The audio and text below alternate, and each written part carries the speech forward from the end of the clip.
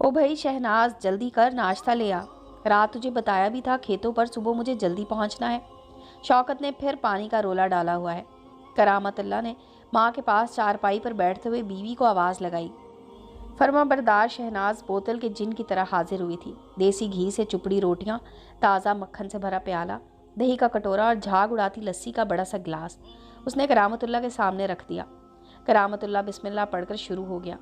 वाह भाई शहनाज, बड़ा स्वाद रखा है रब सोने ने तेरे हाथ में, कसम से मज़ा आ गया। बड़ी सी डकार लेते करामतुल्लाह ने शुक्र अल्हम्दुलिल्लाह पढ़ते हुए बीवी को सराहा। शहनाज इस तारीफ पर खिलखिलाकर हंस पड़ी। शफाफ नदी के पानी जैसी हंसी, पाकीज़ा और मन को अंदर तक सैराब करती। ले अब तुझे देर नहीं हो रही, बीवी के साथ हंसी ठठोल करने बैठ गया है। माँ ने टोका तो करामतुल्लाह ने साथ वाली चारपाई पर सोए अपने 4 साला बेटे अली हसन की पेशानी पर बूसा लिया और जल्दी से साफा कंधे पर रख दरवाजे की जानिब बढ़ गया। अम्मा जी, आपके लिए नाश्ता ले आऊं? हाँ भाई, जहमत ना हो तो मुझ बुढ़िया को भी कुछ खाने को ला दो। अरे वाह, जहमत कैसी अम्मा जी, आपकी खिदमत तो फ़र्ज़ है मुझ पर। अगर कोई कमी पेशी हो जाए तो 100 बार पेश की माफ़ी। कानों को छूते हुए शहनाज ने हस्बे आदत खिलखिलाते हुए कहा, सख्त जहर लगती है तेरी ये हर वक्त खी खी करने वाली आदत। क्या करूं माँ जी, आदत जो ठहरी सर के साथ ही जाएगी।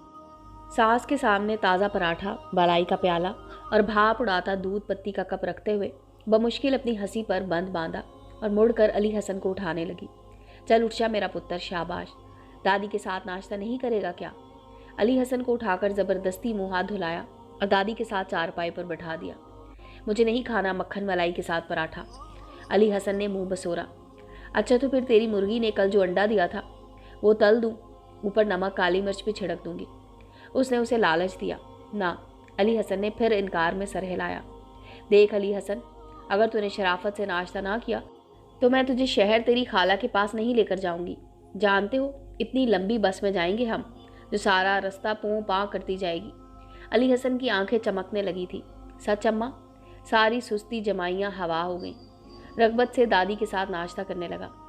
शहनाज के मुतमईन चेहरे पर हंसी फिर से आ गई।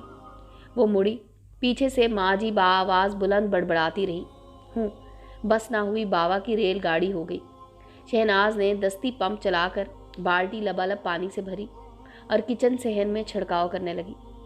तपती बिलती ज़मीन को जैसे करार आ गया। हर सू मिट्टी की सूंधी महक फैल गई। एहे शहनाज, कितनी बारी तुझे कहा है पानी का ज़िया ना किया कर, पर तू है कि सुनती ही नहीं। जामन की ठंडी छाँव तेरे चारपाई पर तकिए के सहारे नीम दराज ऊँगती माँ जी यकदम सीधी हो बैठी थी। अम्मा जी, धूल मिट्टी उड़ती है, आपका दमा न बिगड़ जाए, इसलिए झाड़ू फेरने से पहले छिड़काव करती हूँ। अल्लाह ना करे इस दिन की तरह आपका फिर सांस उखड़ गया तो मैं क्या करूँगी। शहनाज ने अब लंबी सी झाड़ू उठाकर सहन में लगाना शुरू कर दी। जो जी में आए कर, तू भला सुनती किसी की? माँ जी ने बड़बड़ा कर फिर से तकिए से टेक लगा ली। आपकी नहीं सुनूंगी तो और भला किसकी सुनूंगी? बस आप बोलती रहा करें। भले से मुझे गालियाँ दे, आपके बोलने आपके होने से ही तो बरकत है इस घर में। और ढेर सारे खुश्क पत्ते इकट्ठे करके कचरे वाली बाल्टी में डाल रही थी। हाँ हाँ, बावले कुत्ते ने जो काट लिया है, खामखा मैं तुझे गालियाँ दूंगी, चमक कर कहती हो। फिर से उठ बैठी। ओए अली हसन, तू कहाँ भागता फिर रहा है? स्कूल नहीं जाना क्या? नल के नीचे हाथ धोकर दुपट्टे के पल्लू से खुश करती शहनाज ने पास से गुजरते अली हसन का बाजू दबोचा। मैंने नहीं जाना स्कूल, उस्ताद जी डंडा मारता है। चल झूठा, उस्ताद जी भला तुझे क्यों मारेगा? वो तो इतने प्यार से पढ़ाता है। अच्छा आज छुट्टी कर दे। अम्मा कल जाऊंगा। अली हसन ने बाजू छुड़वाने की कोशिश की। ना, मैं कह रही हूँ अगर आज तू स्कूल नहीं गया तो मैं तुझे शहर जो खाला के यहाँ लेकर नहीं जाऊंगी। पता है वहाँ हम बिरयानी वाले चावल खाएंगे, ठंडी ठार बोतलें पिएंगे और ना जो खाला डब्बी वाली कुल्फ़ी भी खिलाएगी। अली हसन को हथियार डालते ही बने। उसे गुदगुदाते हुए शहनाज की किलकिल करती हंसी फिर से गूंजने लगी थी। लो खामखा में, यहाँ मेरा पोता कौन सा अच्छे खाने पीने को तरस रहा है। माँ जी ने अब की बार जोर से अपना सर तकिए पर पटक कर जोर से आंखें मूंद ली थी। शाम को करामतुल्लाह ने ढेर सारे सफ़ेद मोती के फूल इसकी झोली में डाल दिए। उसका मामूल था शाम को खेतों से वापस आते हुए रोज़ शहनाज के लिए मोतिये के फूल लाजमी लेकर आती। शहनाज सुई की मदद से इन फूलों को धागे में परोकर कान में पहनी सोने की बालियों के गिर्द बांध लेती। फूलों के जेवर से उठती महक से उसके चेहरे की मुस्कुराहट में बहुत ज़्यादा इजाफा हो जाता। کرامت اللہ شہناز سے بہت محبت کرتا تھا۔ رات کے کھانے کے بعد اس نے صحن میں چارپائیاں بچھا کر فرشی پنکھا چلا دیا۔ آگے والی چارپائی پر ماں جی نیم دراز تسبیح پڑھ رہی تھی۔ ان کے ساتھ والی پر شہناز کے بازو پر سر رکھے علی حسن اپنے دن بھر کی جانے والی کارستانیاں سنا رہا تھا۔ آخری چارپائی خالی تھی۔ کرامت اللہ باہر اپنے دوستوں کے ساتھ چائے پینے گیا ہوا تھا۔ صحن میں جلتا زرد بلب ایک دم بجھ گیا۔ کم بخت پھر چلی گئی۔ ماں جی اپنے سرہانے رکھا دستی پنکھا اٹھا کر جھلانے لگی۔ کھجور کے پتوں سے بنا رنگ برنگا پنکھا ہاتھ میں لے کر یوں گھماتی کہ ہوا کا جھونکا ساتھ والی چارپائی پر لیٹے علی حسن تک بھی جاتا۔ کب آئے گی بجلی؟ علی حسن نے بیزاری سے پنکھے کے ساکت پروں کو گھورا۔ 100 تک تارے گنو، دیکھنا جیسے ہی تمہاری گنتی پوری ہوئی بجلی آ جائے گی۔ ماں کے کہنے پر اس نے آسمان پر چمکتے ستاروں کو دیکھا اور ایک ایک کر کے گننے لگا۔ گنتی پوری ہوئی، بجلی نہ آئی۔ علی حسن نے خفگی سے ماں کو دیکھا۔ اچھا سن تو، جب ہم شہر تمہاری ناجو خالہ کے پاس جائیں گے تو وہ ہمیں بازار لے کر جائیں گی، کہہ رہی تھی خوب ساری چیزیں دلائیں گی علی حسن کو۔ چڑیا گھر بھی چلیں گے، وہاں ہاتھی بھی ہوگا۔ علی حسن کی ساری بیزاری اڑن چھو ہو گئی۔ ہاتھی زرافے سب ہوں گے، جھولے بھی۔ او پاگل، وہ تو پارک میں ہوتے ہیں۔ تو ہم پارک نہیں جائیں گے کیا؟ جائیں گے، کیوں نہیں جائیں گے، پر کب اماں؟ نیند سے بوجھل ہوتی آنکھیں بمشکل کھولے ماں کا چہرہ دیکھا اور جواب سننے سے پہلے ہی نیند کی آغوش میں چلا گیا۔ اے شہناز، تو کیا سچ میں اپنی بہن کے ہاں شہر جانے کا سوچ رہی ہے؟ ناک بھوں چڑھاتی ماں بیٹی کی باتیں سنتی ماں جی نے کروٹ لیتے ہوئے اس سے پوچھا۔ کہاں ماں جی؟ ایسے ہی بس اسے لارے لگاتی رہتی ہوں۔ آپ نے دیکھا تو ہے، شہر جانے کا سن کر فوراً کہنا مان جاتا ہے۔ علی حسن کے ماتھے پر بکھرے بال سوارتی وہ مسکراتی تھی۔ ستاروں کے جھرمٹ میں گھرے چاند نے گویا اس کی مسکراہٹ سے روشنی لے لی۔ ماں جی ہنکارا بھرتی کروٹ بدل گئی۔ چوڑیاں چڑھوا لو، دروازہ کھلا تھا۔ چوڑیاں بیچنے والی سر پر بڑا سا ٹوکرا اٹھائے اندر آ گئی۔ نہیں بھائی نہیں، نہیں پہننی چوڑیاں، تم جاؤ۔ ماں جی نے فوراً اسے آگے بڑھنے سے روک دیا۔ ٹھہرو ماسی۔ کمرے میں پیٹی پر چڑھ کر چھت کے جالے اتارتی شہناز جست لگا کر نیچے اتری تھی۔ دکھاؤ تو صحیح کیسی چوڑیاں لائی ہو۔ اس نے اشتیاق سے پورا ٹوکرا کھول دیا۔ یہ لال اور ہری والی چڑھا دو۔ اس نے ہاتھ آگے کیا اور پہلے سے پہنی ہوئی چوڑیاں اتارنے لگی۔ انہیں توڑ دو بی بی، ایسے اتارتے ہوئے درد ہو رہا ہے تمہیں۔ شہناز کے چہرے پر ابھرتے درد کے آثار دیکھ کر اس نے ہاتھ روک لیا۔ نہیں ماسی، انہیں ایسے ہی اتار دو۔ ٹوٹی ہوئی چوڑیاں دیکھ کر میرا دل بہت دکھتا ہے۔ خدا نہ کرے جو کبھی میری کلائی کی چوڑیاں ٹوٹیں۔ بہت محبت کرتی ہو اپنے گھر والے سے؟ ہاں، اس سے محبت ہی تو ہے کہ اس کا گھر، اس کی ماں، اس کی ایک ایک چیز سے محبت ہے۔ لال اور ہری چوڑیاں کھن کھناتے ہوئے کھلکھلائی تھی۔ قدرے فاصلے پر برآمدے میں یہ سارا منظر ناگواری سے دیکھتی ماں جی تک اس کی چوڑیوں کی کھنک، ہنسی کی جھنکار اور باتیں بخوبی پہنچ رہی تھی۔ علی حسن کو یقین نہیں آ رہا تھا۔ ماں تو اسے لارے ہی دیتی آ رہی تھی، لیکن شہر سے ناجو خالہ کا سچ میں بلاوا آ گیا۔ اس نے ایک اچھے علاقے میں اپنا ذاتی گھر خرید لیا تھا اور اپنے نئے گھر میں دعوت رکھی تھی، جس میں اپنے تمام قریبی عزیزوں کو مدعو کیا تھا۔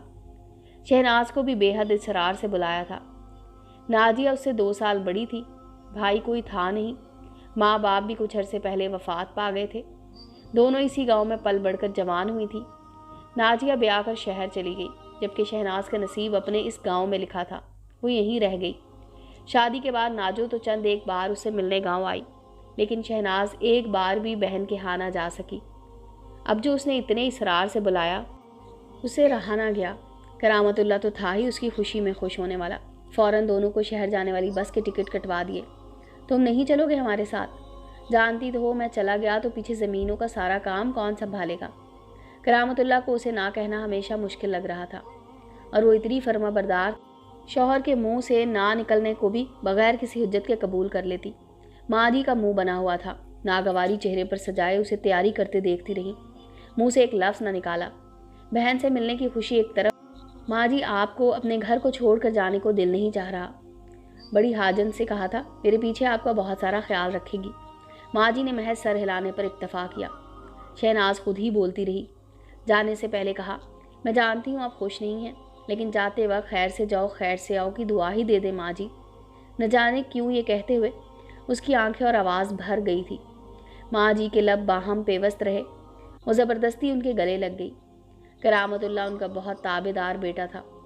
ان کی کل جمع پونجی، جسے اپنے خون پسینے سے سینچ کر انہوں نے جوان کیا تھا۔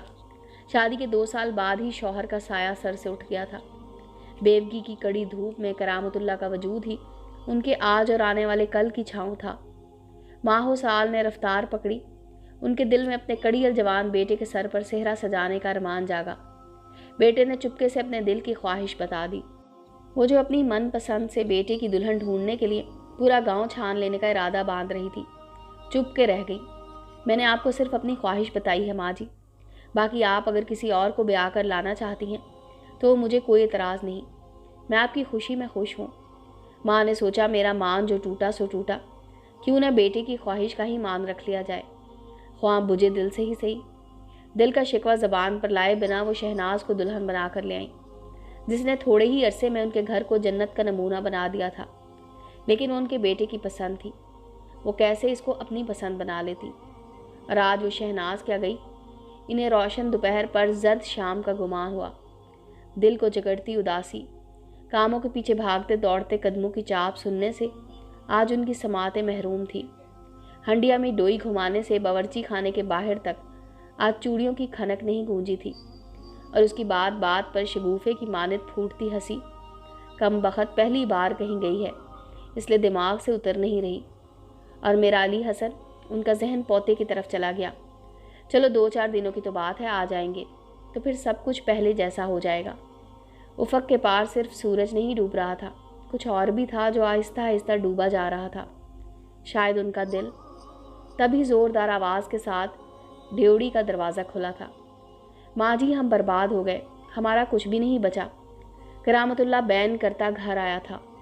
کیا ہوا کرامت اللہ؟ کسی نے گندم کے گودام میں آگ لگا دی؟ گودام بھرے رہیں گے ماں جی، مگر جانے والے لوٹ کر نہیں آئیں گے۔ اب شہر جانے والی بس کو حادثہ پیش آ گیا تھا، ٹرالر سے بہت زور سے ٹکر لگی تھی، بس الٹ گئی۔ موقع پر جاں بحق ہونے والے مسافروں میں شہناز اور علی حسن بھی تھے۔ وہ اونچا لمبا مرد ماں کی گود میں منہ چھپا کر پھوٹ پھوٹ کر رو رہا تھا۔ ماں جی وحشت زدہ سی اٹھ کھڑی ہوئی، دیوانہ وار اندر کمرے کی طرف بھاگی تھی۔ اندر کچھ نہیں تھا، نہ شہناز کی کل کل کرتی ہنسی، یا شاید ہر جگہ وہی تھی، جاتے وقت خیر سے جاؤ خیر سے آؤ کی دعا ہی دے دے ماں جی۔ اور ماں جی زمین پر بیٹھتی چلی گئیں۔